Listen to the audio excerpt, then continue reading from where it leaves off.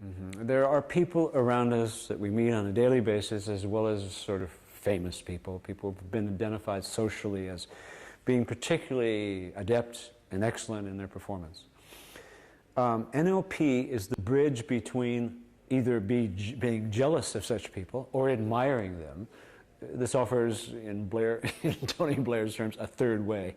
That is, rather than simply admiring or being jealous of such people.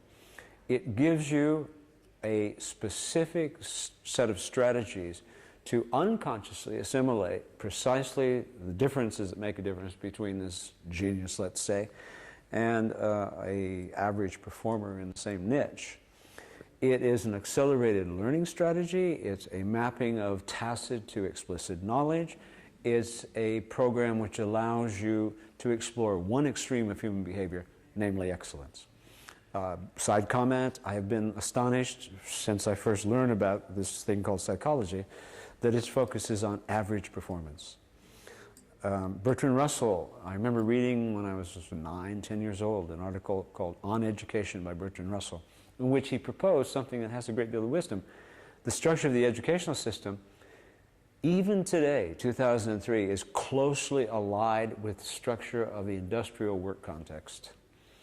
And that the implicit objective of most mass educational systems is the preparation of the citizen to participate in the workforce.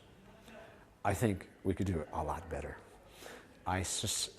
From my own point of view, we're living in the age of the accountant, the age of the left brain, and that for historical rebalancing purposes, some set of strategies, NLP is an example of this set, some set of strategies which restore the recognition of and the active deployment of unconscious processes as an essential ingredient in learning would serve very well to restore some kind of balance.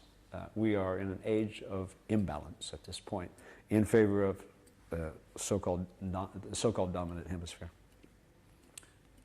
So NLP then, in summary, in its heart, in its core activity, is the modeling of excellence, which includes a phase of unconscious assimilation in which you suspend all attempts, conscious processes, all attempts to make meaning out of your experience in favor of registering it with macro or micro muscle movements and imitating the behaviors, which are the behaviors that make the difference between the genius and the average, in parallel contexts until you can produce in your behavior and evoke from your group the same responses in with the same quality, roughly the same time frame.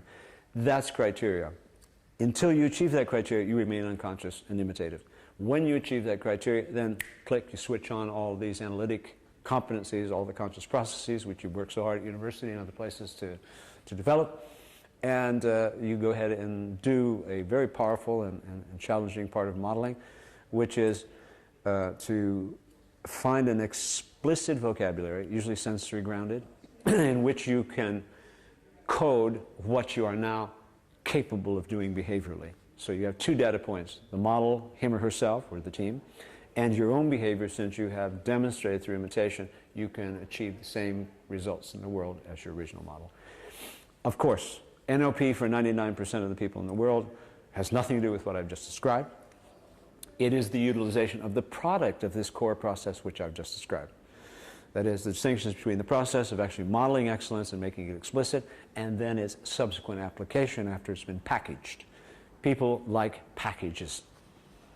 People spend, the majority of people that claim to do NLP are doing NLP application. This is to be applauded. There's lots of creativity in this activity. It's not the core activity.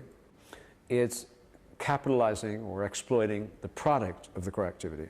That is, the product is an explicit model, which then can be applied in multiple contexts if it's well done. And as I say, this is to be applauded. And my concern expressly is, if no one's modeling, no one's refilling the well. And as you in Western Australia know as well as I do here in London and when I'm in California, it is nearly impossible at this point historically to attend a higher management training, for example, that doesn't consist largely of NLP patterns whether they're so identified as having that as their source or not. This is fine. I have no difficulty with this. I would prefer they mention the source because it would invite people to explore other dimensions which are not being presented in the workshop. But the fact that it's being so deeply integrated into these advanced courses is to be applauded and greeted with joy, because this is the point. The payoff is the application. Obviously, my agenda, which is not very secret, is to recruit people who will engage in the modeling process itself.